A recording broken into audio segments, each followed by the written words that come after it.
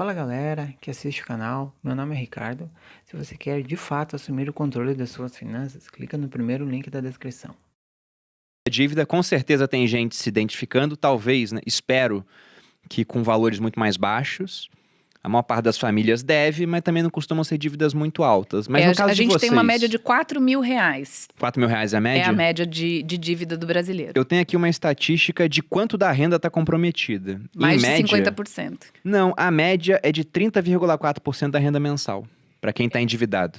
Só que aí você pensa no cara que Para o gasta endividado, não para o Isso. inadimplente. Não inadimplente. O endividado é 30,4. Mas você pensa, 30,4 da renda do pessoal vai para pagamento de dívida. Fora isso, tem que pagar aluguel, tem que pagar a escola. Não alcança. Então o cara entra numa bola de neve que daqui a pouco tá ocupando cada vez mais. Como que vocês, com dívidas que a gente pode falar que eram gigantescas, virtualmente até impagáveis, digamos assim, como é que foi esse processo de retomada? No meu caso, eu comecei a focar assim, o que é que eu tenho? Pensando em dicas, assim, ó, primeira coisa. Esse é o passo a passo que eu digo para todo mundo. Eu comecei a parar de olhar para o que eu não tinha e parar de me culpar pelo que eu fiz, porque a gente entra, né, nessa coisa, né? É minha culpa, fui eu que fiz, olha onde eu cheguei, você se sente ninguém. Começa a pensar, e né? se fosse diferente? né? E isso não te leva a nada, não adianta, né? Você não fez, já foi, passou. Então eu comecei a pensar assim, na prática, o que que eu tenho? Eu tenho tempo, porque eu não tinha mais trabalho, e eu tenho dívida. E eu consegui fechar a loja porque eu assinei uma pilha de nota promissória para não executarem o imóvel da minha família. Então eu vendi a alma ali, né? Assinei uma pilhona mesmo de promissória, que eu não tinha a menor ideia como eu ia pagar. E aí eu falei, ok, o que que eu tenho? Tempo e dívida. Então eu vou estudar essas dívidas que eu tenho, eu vou aprender como é que elas funcionam, como é que elas chegaram nisso. Então eu ia negociando com cada fornecedor, então eu ligava, por exemplo, para a Malu, estava devendo para a Malu R$ 2.500. Então geralmente o fornecedor falava assim, vamos passar isso para, já que você não sabe quanto você vai me pagar, vamos passar isso para $2.500 ou $1.800, $2.000, o que eu conseguia negociar, e aí você vai me pagando quando você puder. E o cara não tinha pressa, porque cada dia eu devia mais, né? Então foi uma forma, assim, de você partir de um princípio, porque eu tinha tanta dívida, devia para tanta gente que às vezes a pessoa ligava e dizia que eu estava devendo para ela, e eu nem tinha certeza se eu estava, se eu não estava e quanto era. Então eu peguei o que eu tinha. Peguei um caderno e comecei a anotar. O que que eu devo? Eu devo tanto para o banco, eu tinha estourado 2 contas, né? Limite de conta, 5 cartões, eu devo para tal fornecedor. E aí eu fui para um passo 2. Qual é a consequência da minha dívida? Isso para quem está endividado é um passo a passo básico. Você tem que listar tudo que você deve, porque a gente se perde. A gente se perde, a gente não sabe para quem deve, quanto deve e se aquele valor é real. Porque as pessoas chutam, ainda mais hoje, o cara te liga e fala, você está devendo há 1.000 e não sei quantos dias, a tua dívida está em R$ 150 mil. Quando você vai ver, é 80, 70.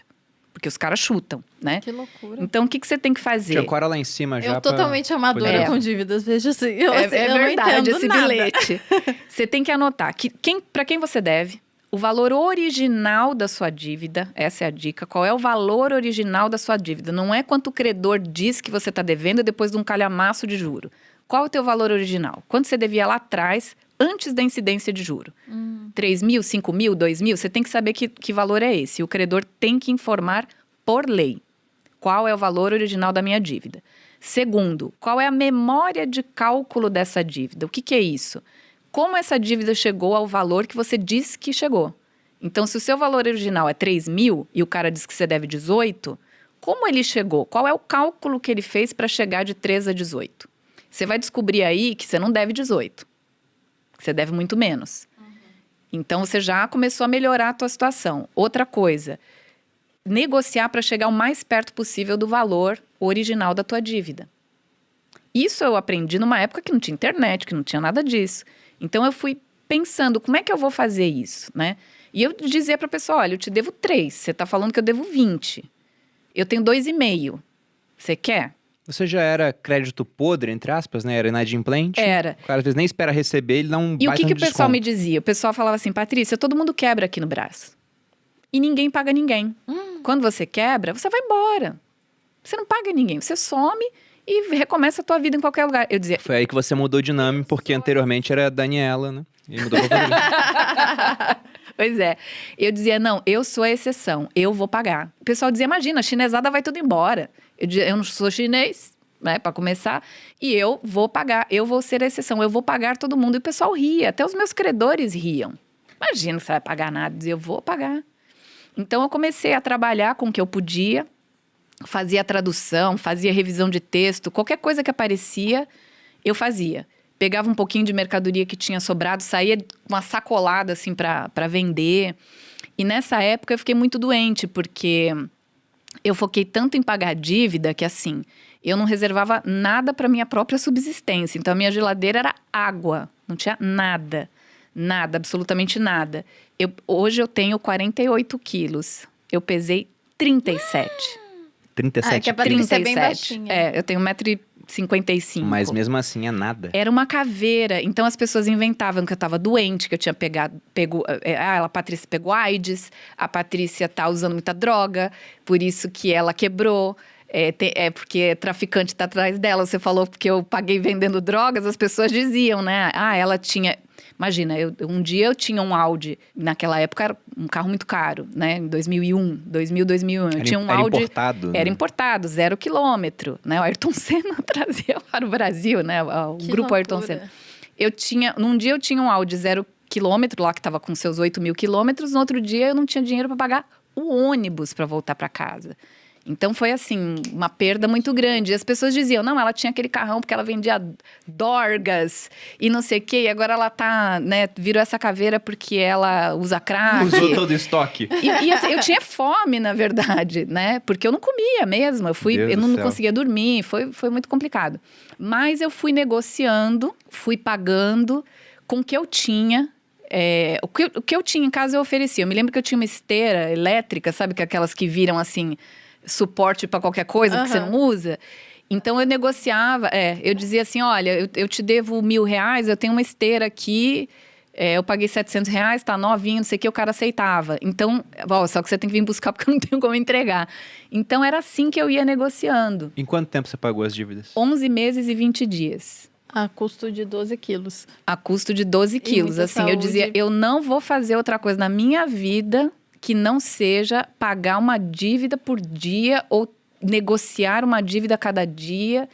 E aí eu fui entendendo o que era a dívida, o que era a consequência do não pagamento daquela dívida, porque às vezes você fala assim, o que eu faço? Eu pago a dívida mais cara? Eu pago a dívida mais alta? Ou eu começo pela mais barata?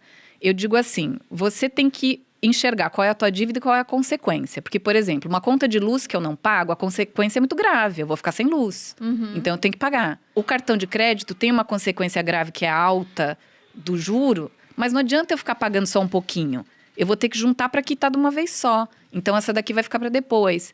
E aí, eu ia analisando dessa forma as dívidas, eu fui entendendo como é que as coisas funcionavam.